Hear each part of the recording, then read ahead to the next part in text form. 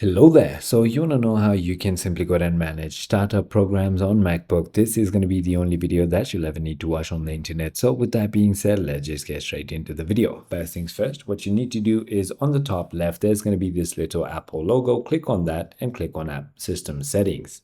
And that you're going to be taken to this window right over here. And now what you want to do is up here on the search bar, simply go ahead and write login. Just like that. And then the first option that says login items and extensions, simply click on that. Now these are all the applications that are starting as soon as you go ahead and log in. So as you can see, it says AI Dante, Blip, Figma Agent, Notion Calendar. So I'm just going to go ahead and remove all of these except for the one that I actually want. So Dente is fine, Blip is fine, and that is fine. So if you don't like any of your applications opening on startup, you can just remove it from here. Or if you want something to, then you can just add it up there.